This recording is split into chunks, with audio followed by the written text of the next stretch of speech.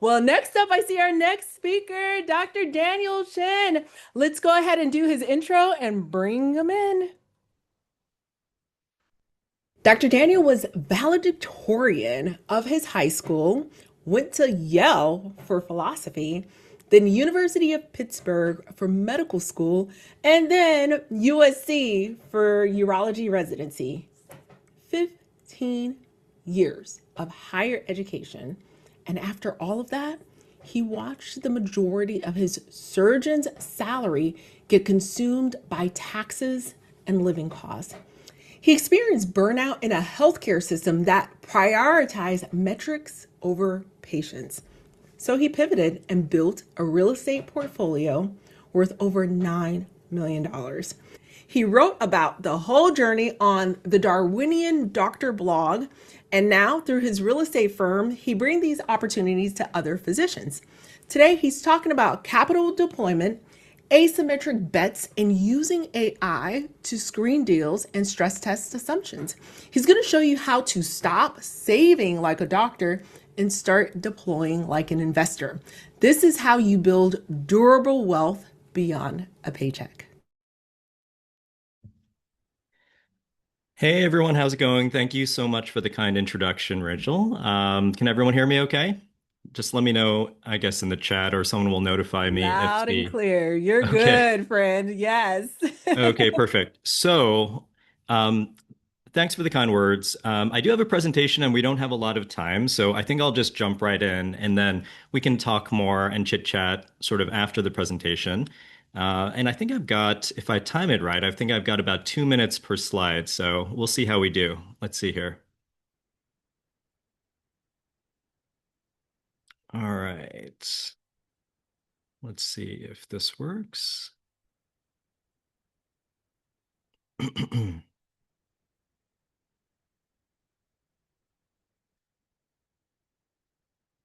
How does this look for you all? Perfect. Okay, great. Okay, perfect. So thanks everyone. I see the thumbs up on the second screen here. So I guess we're good. And I wanted to talk to you today about building wealth through strategic capital. And it's a little bit of a nebulous topic, but I hopefully it'll get a little bit clearer as we go. And I'll just start by outlining the issue, and then I'll talk about a different way to think about wealth creation as a physician, as a medical professional. And then also, we're going to tie in artificial intelligence, how it can be a force multiplier. So let's get started. Okay, so, I don't think that we have to belabor this too much, but average physicians make a good income, but that also comes with downsides, especially in the United States and in some states more than others. But there are a significant amount of costs that are associated with becoming a physician. Of course, you've got the cost of the medical education that, for most of us, adds up to about 200K in student debt. For my medical career, by the time I finished residency, that had grown to about 300K, and that was a while ago. So I'm sure for me, it would have been even more expensive now. If you end up in a state like California or one of the, higher tax bracket states, you're giving at your highest marginal rate, more than half of your paycheck to taxes.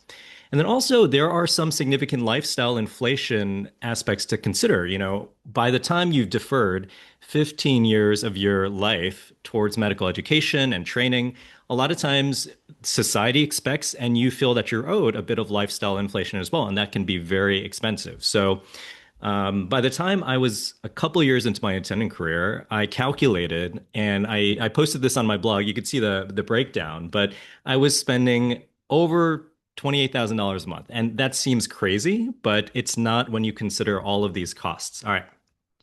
So how do people actually gain wealth? And let's look at this tier here. So you can see that basically at the top here, this is how if you're earning under a certain amount of money, a lot of your income goes towards a lot of your wealth is just related to the income. But basically, as you start earning more, or if you start putting your capital to good use, you can see that as your net worth grows, the composition of your net worth can really change. So as people gain in net worth, you can see that the it's not just stocks and bonds and cash. A lot of it does shift towards business equity and also real estate. So how do you get there? That's really the question that I hope we're going to address later in this talk.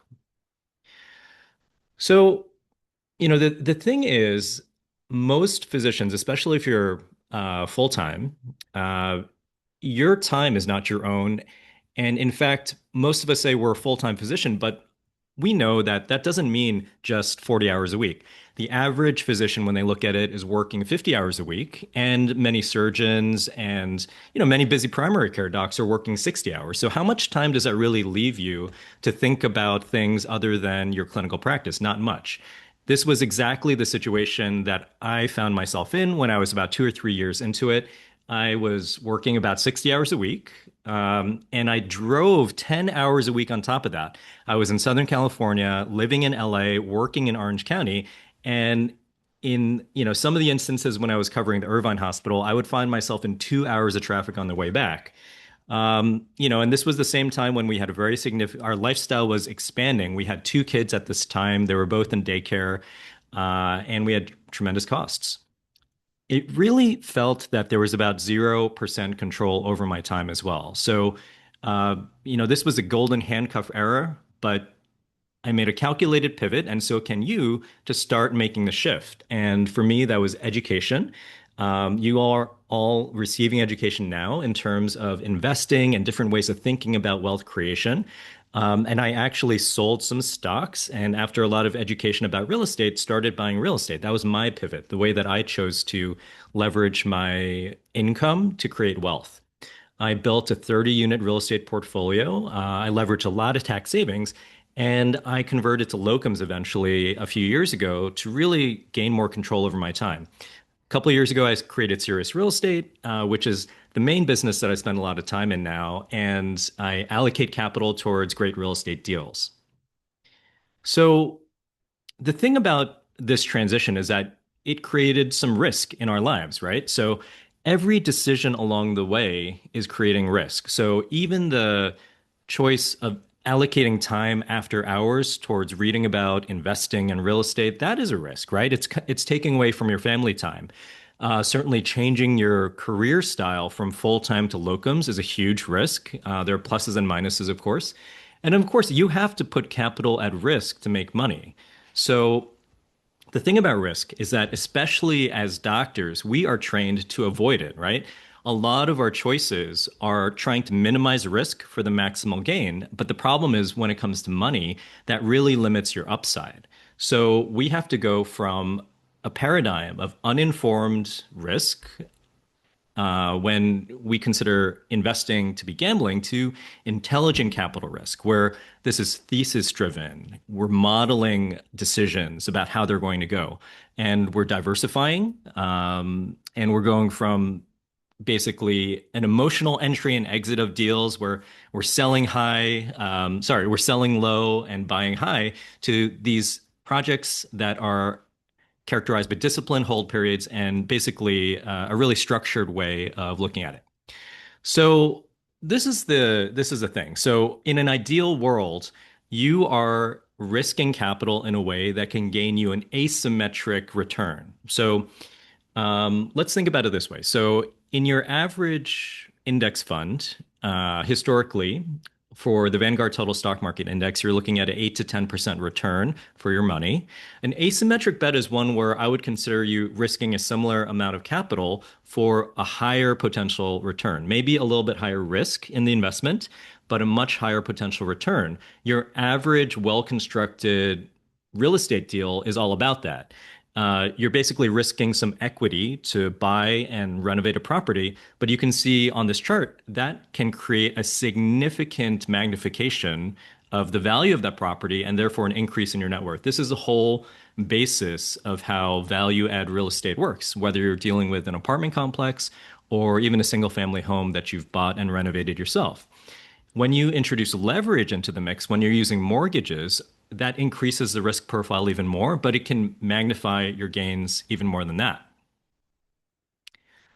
I think we're doing pretty well on time, so let's move on here. So So how should we think about capital allocation then? So when I was in residency and the early years of being an attending, really there were only a few things that were kind of taking up all my money. I considered my job as the financial engine, and on a routine basis, some money would go towards paying bills, obviously, paying down our debt and student loans, paying our mortgage.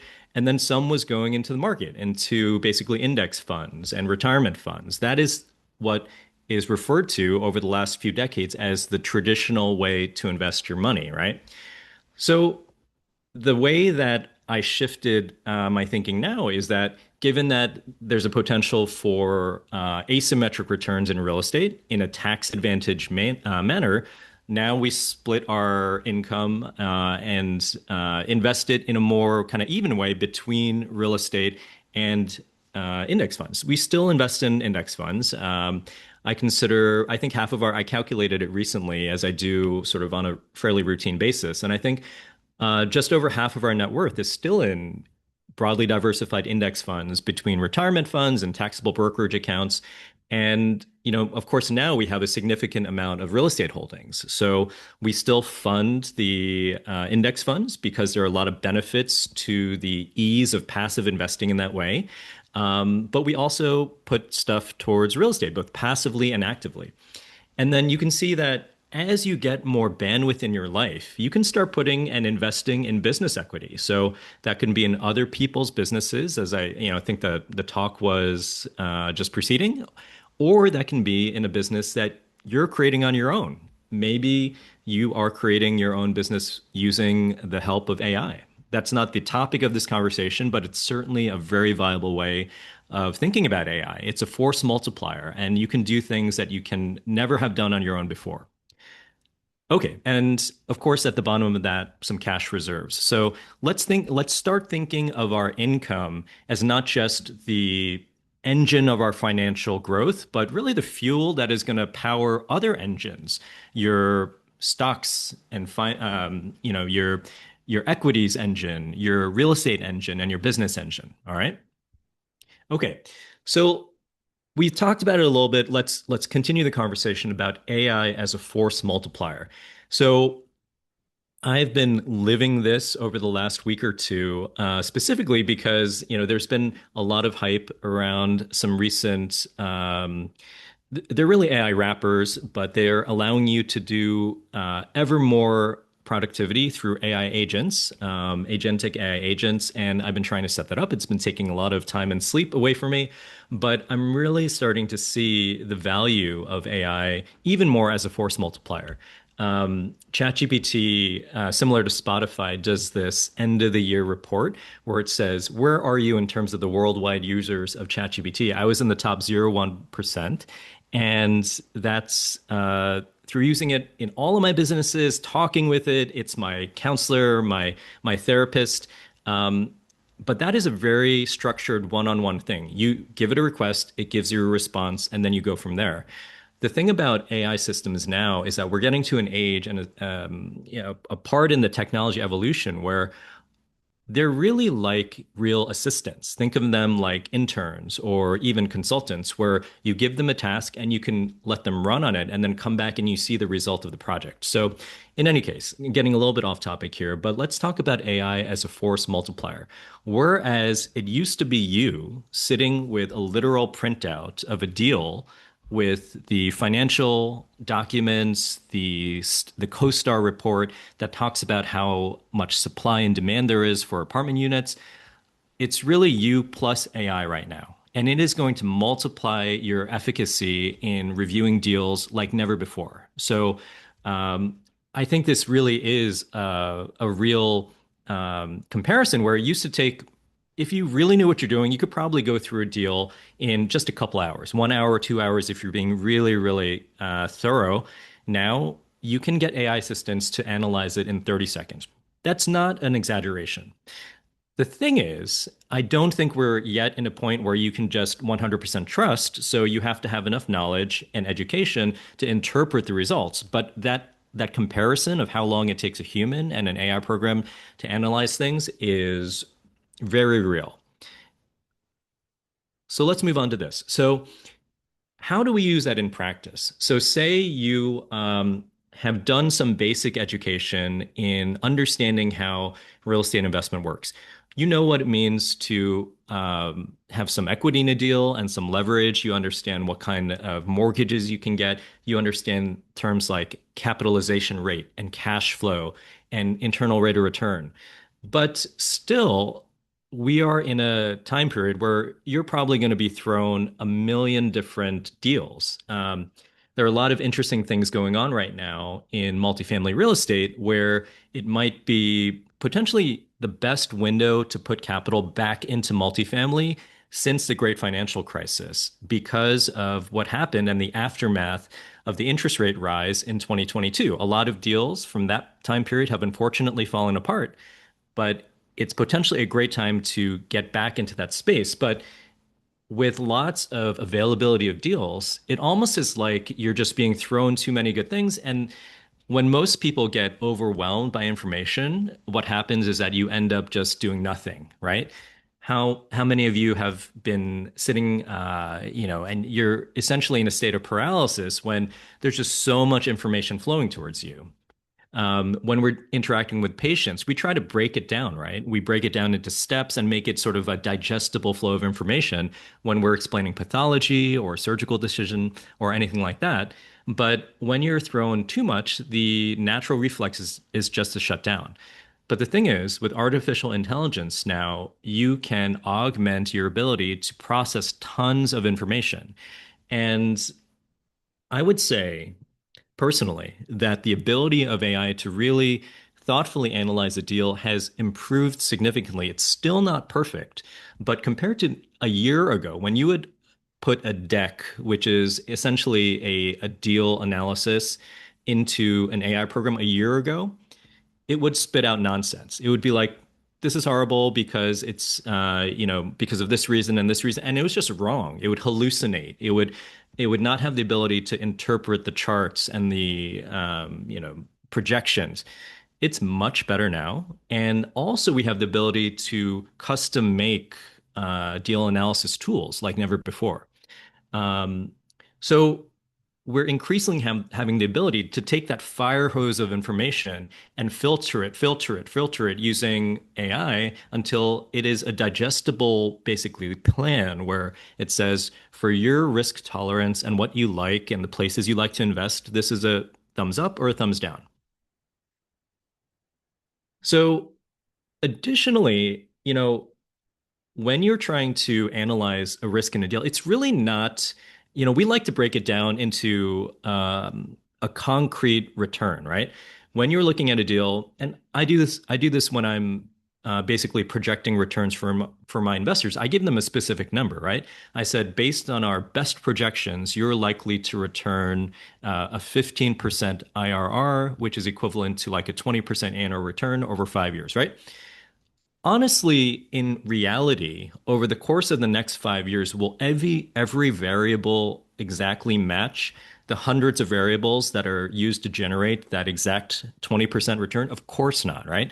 So in reality, what you should be doing is stress testing the projections, right? So the thing is, to do that manually is honestly a very hard statistical thing to do. So usually decks will have some stress testing on their own, but you can do your own stress testing now. You could change projections basically and ask AI to help you do that. So that's a really good way to use AI in real estate as well. So finally, AI is really great at eliminating blind spots. So I think if you are a real estate investor and you've looked at a lot of deals, a lot of times what will happen is this exact process happened to me a couple days ago. So I'm hoping to 1031 a property I have in California. So I am starting to filter for similar properties in multifamily across the Midwest, right? So of course you get an email from Redfin and it says this meets your criteria. When you open it up, obviously it can look very tantalizing sometimes. So this exact thing happened where I looked at this property and said, wow, that's really cheap. I think this would definitely cash flow. And then I put it into AI, as I always do, and it notified me that the area around that, the geographical area around that building was really, really rough, as in it was crime ridden, higher vacancy rates, higher risk for insurance. And that has consequences that explains why it's so cheap, right? So so now artificial intelligence tools have the ability to do a pre-mortem, as in say, for this reason, you should not even look at this deal, right? So that's another way to use AI, especially when it comes to real estate. You can extrapolate this to any business you want, but that's how it goes.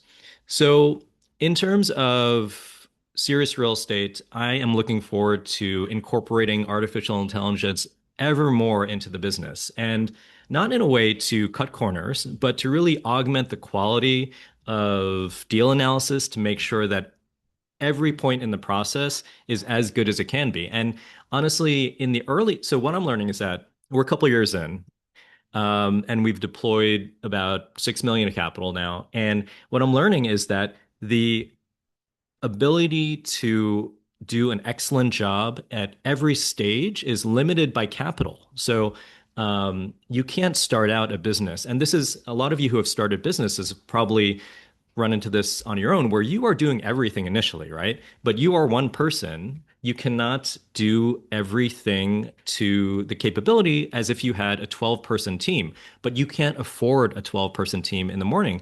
Sorry, in the beginning, because you just don't have enough revenue and enough capital. Now, with artificial intelligence and AI agents, you can start to approach that further and further sort of towards the beginning of the process to just improve the quality of your business and improve what's going on. Okay, so little time check. I think we're still okay. Just have a few more slides here. So let's talk about financial independence because when I was a couple of years into my attending career, that was really the goal. I look back now and I realize that I was incredibly burnt out.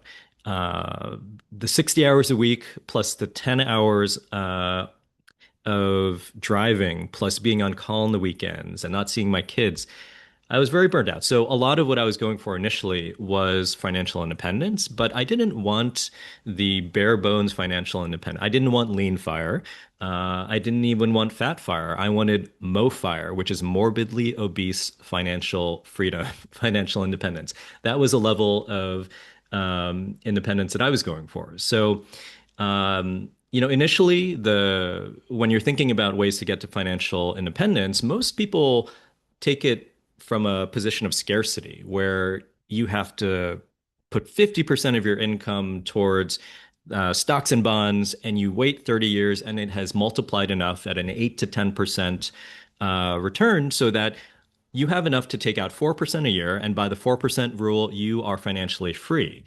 Um, I found that with real estate and the cash flow that is possible in real estate, you can get to morbidly obese levels of financial independence faster because instead of a 4% withdrawal rate, you can rely on something like an 8% cash on cash return from your real estate investments. So, at a comparatively shorter timeline, you can reach financial freedom at a sort of higher level of lifestyle.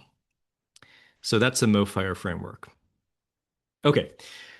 So what can you do now to take decisive action, towards taking advantage of this framework about gaining wealth and putting capital at risk? Basically, of course, you have to educate yourself. So you're doing that now. Congratulations. But there are a lot of ways to do that. So on those 10 hours of commuting that I did, there was always a podcast on. So White Coat Investor podcast was a really great way of getting started. There are hundreds now of great podcasts to really give you a basic understanding of financial topics. And kind of the more you hear it, the more you become comfortable with these terms and concepts. Of course, there's a lot of great books out there. There are forums. But really, what kind of you eventually have to take action. That's the whole point of this slide, right? So you have to educate yourself, but eventually you have to take action And there's not going to be a perfect way to put your capital to work, right? There's always going to be risk. So eventually you have to define your buy box, which is where your risk, your level of risk that you're comfortable with meets the deal and the returns that you're going for. Then, when you are getting into a deal, you have to screen a lot of them to become familiar with what is going to be a good deal for your level of comfort. You can use AI there. You have to vet the sponsors and make sure that the people in charge of the deal are good people, that they have a good track record, that they have met their projections before. And then you have to put the capital to risk. And in a lot of real estate deals, that means wiring funds or transferring money via ACH. So that's sort of like decisive action there. Okay. And then, so practically, what should you do over the next 90 days? Okay. Obviously, you cannot become an expert in anything in 90 days. It took us years and thousands of hours of training to become experts in our fields and our specialties. Mine is urologic surgery. But you can take an incredible amount of action in just a few months and start leveraging all these tools that we've talked about. So take the next 30 days and calibrate, pick an asset class that you want to poke at, multifamily or business acquisition or anything like that. Pick some markets that you are comfortable with. Maybe it's the market where you live, or maybe it's a market that is really having great demographic trends. Like we've recently invested in markets like Dallas, Fort Worth, and we're putting capital back into Phoenix, believe it or not, places that really have the wind behind their sails because of technology investment or business investment. So maybe it's those markets that you want to put capital into. And then define your return criteria. Do you want a higher probability of returns? If you want a higher probability returns with less risk, then you're probably going to want to be satisfied with a lower total projected return. But if you're willing to take on a little bit more risk for a higher amount of return, then write it down, put that in your buy box. And then take the next month and start building that flow. Get on the email list for a real estate fund like Cereus Real Estate or others. There are others out there.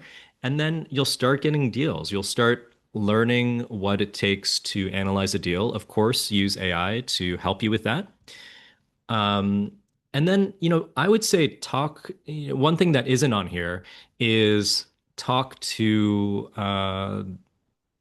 the sponsors and talk to the people giving you the deal. So I was in an investor call 2 days ago, and it was one of the best calls I've ever done because clearly the investor was reading off his second screen and he had put the deal into ChatGPT, or he had just asked, what kind of question should I be asking someone who's offering deals via a real estate fund? And we had an incredible discussion. It was like a focused discussion where every single question I was like, that is an excellent question. So that's a perfect way to use AI also. Um, it helps eliminate those blind spots that you might not even know. And finally, in month three, commit to this. By month three, commit to one deal, invest in something. You have to start putting your capital to work if you want to get to financial freedom in a shorter timeline than 30 years. Okay. All right, I think we're nearing the end. Okay, so yeah, this is my last slide. Some key takeaways here that I'm not going to read verbatim. There's a QR code here. You could scan that and you'll get access to the free ebook that I made called The Physician's Path to Freedom. And basically, it outlines sort of a logical framework for going through this progression from a W-2 employee to someone who's committed to a life of abundance and financial freedom. Um, all right. I hope you enjoyed the talk. I think we're pretty good on time, half an hour in, and I'm happy to open it up to questions. I guess I'll stop sharing at this point and we can go from there. Amazing. I see some questions in the chat. If you guys could put that in the Q&A, that'll help Dr. Shin a whole lot. But Dr. Shin, if you want to go through the chat, there's a few questions that are popped up and they're towards the bottom there. Okay, perfect. Did everyone get the QR code? It was up just for a minute. I could put I it would back up. keep it on that. Yeah, so Keep it on that that? they can Okay. grab it and All then right, you can sounds do the good. Q&A. Yeah. That's a good point. Let's see. I'll just put it on here. And since I have a second screen, I can pull the chat over there. Let me try that. Where's the chat?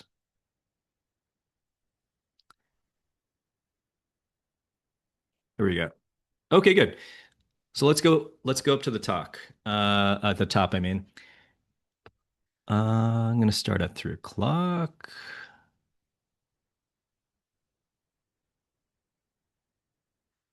All right. So what AI did that analysis for you, or did you create an AI agent that checked that shiny cash flow positive building to actually be in a bad area? There are a couple of options, easy options right now. I'll go from sort of easy to harder. But all of this is going to be easier and easier. Every 4 months, these guys are improving their models. But my initial screener for any place that I'm thinking of investing is a custom GPT. So what is that? Basically, you pay OpenAI $20 a month and get an account with them. And I would say if any of you is sitting out there and you are not paying one of these companies $20 a month for access to their frontline AI models, I would do it. It is a minimum cost for you. Let's be honest, okay? But you might think that AI is dumb because you're using the free version, but that version might be a year old, right? So if you want access to the best AI, just pay them $20 a month. It is subsidized by private equity at this point, and you're never going to have this opportunity. It's probably going to become more expensive in the future, I would think. But anyway, so if you pay OpenAI $20 a month, you can create a custom GPT where you program it with a list of 20 things that it should do if you are interacting with this version of your ChatGPT. And I have one that I call my real estate analyzer, and it's actually haven't changed in a long time. But just for that initial screen, I'll put one word into the chat, say Dallas Fort Worth, and it will give me a 5-page analysis of the supply and demand for multifamily. It'll give me average rent. So I would say easy mode is just doing that. No, I would say easiest is just asking regular ChatGPT. Second line, easiest mode is to create a custom GPT. Third line, which I'm doing now, is creating a complex program to analyze things in a structured way and spit out a fantastic analysis. And you can do that now with Claude Code. You could do it with Codex. And that's sort of what has been taking my sleep this last week. All right. Next question. Yeah. MoFire, I think it is how we should all be thinking about the best version of financial freedom for ourselves. Morbidly obese financial freedom, financial independence. Okay, so how do you get to MoFire? So really, the journey to finance. So the tagline on the tag that I have on a lot of my slides and material is um, uh, financial freedom is isn't a dream, it's a decision. Let's get there together, right? So it just means to say that it's not as complex as you think. Basically, you have to do a little bit of work and figure out how much you spend every year and what you're likely to spend in 5 years or 10 years as your kids are getting older or going to college and doing all these things. You make assumptions and you figure out how much that is per year, and then you work back from that to how much you have to have invested either in stocks or in real estate. And when those two meet, then you are financially free. And you can set that to whatever assumptions you like. If you want to bake in assumptions for going on one international trip per year or not, that can all change your assumptions. So that's how you get to financial freedom, though. It's basically a math equation. All right. How do you get the ebook? So scan that QR code. There'll be a form for you to put in your info, and you'll be emailed a link to the ebook. It does, in full fairness, it does sign you up for the distribution list for Cereus Real Estate, but that's a good thing, guys. Trust me. Okay, perfect. Dr. Shin, So I there's a think we few did it. questions in the Q&A. Did you Oh, grab Q&A those? also. I was just Yeah, looking at have a the look there webinar real chat. quick. Yeah, I've been encouraging everyone to Where throw it is, in oh, there. there it So is. there's, 4 questions. there Okay, you go. I see it here. So, Kayla, cost segregation study. So, cost segregation is one of the ways that it enables real estate to become what I believe is the most tax efficient way to invest your capital. And it takes advantage of the concept of depreciation. So, depreciation is the government's acknowledgement that real estate is a physical asset that wears out. So if you think about a house, the the dirt doesn't wear out, right? The land, you can't depreciate the dirt, but everything else is a physical asset that gets worn out by the elements or by usage. So the roof wears out, the floors under your feet wear out, the wiring and electrical in the walls wears out. So a cost segregation study basically is a specialist who comes in and looks around and puts everything on a lifespan. And it's different for everything. So you might get 20 years for your cabinets, or you might get 25 years for your floors because they're a durable material. Um, but that is a cost segregation study. It's someone who basically breaks apart and segregates all of the costs and lifespans for everything in your house or your apartment building. And the next stage after that is to use the cost segregation study to accelerate the depreciation. So the government wants us to invest into real estate. It wants to have a healthy private real estate market because it doesn't want to solve the issue of providing housing for the entire country, right? So the way they do that is they incentivize investment into real estate by allowing us to do things like an accelerated depreciation, method. So you're legally allowed to accelerate 15 years of depreciation into year one. So, when you invest in, so right now, bonus depreciation is 100%, which means you get to access 100% of that in year one. So, right now, when you invest into a real estate deal, if you put in, say, 100K, you're likely to see something like a 50 or even $60,000 paper loss on your K1 that, in the tax time the next year. And obviously, you haven't lost 50 or $60,000 out of your pocket. You haven't lost that, but you're able to bank that depreciation to use to shelter gains in other passive real estate. So, long story short, that is the significance of a cost segregation study and how you use it to essentially be tax efficient in real estate. Okay, next, do you generate more income for getting more short-term rental properties? So, um, I think there's a lot of ways to skin the cat. My personal experience in short-term rentals has been a little volatile. I got incredible tax benefits from them. It turns out one of the properties I bought in Palm Springs, California, was a great buy. I bought it low, I renovated it myself, made some great memories with the family doing that, and also wrote off literally $600,000 of taxable income from that one purchase. So that ended up being about a six-figure check back from the IRS, and then we used that and rolled that into other property. My experience with the short-term rental in Broken Bow was not the same. We bought at the high, the bubble burst, and it's really not worth that much anymore. So, a lot of people are successful in short-term rental. I think this is Rachel. Do you want to go ahead and take that? Finish it up? Oh my gosh. This is my bread and butter. I do want you to get to the last few questions, but thank you so much for answering that. Yes, short-term rentals is my cup of tea, and I'm going to be breaking all of it down in great details in a couple of weeks. We have 3 days of masterclass where we're going to break down exactly which markets to buy in, vetted markets, markets that have been backed by data for the past 10 years. So yeah, let's put a pin in it. Sign up for the masterclass. I hope to see you there. I'm gonna answer it all. I'll pull back the layers of our portfolio. We have a portfolio that we own and then a portfolio we own with investors. So I've got about 56 different sub markets worth of data, and I can't wait to share. Love Excellent. short-term rentals though, of course. Yeah, I think so. It's so interesting.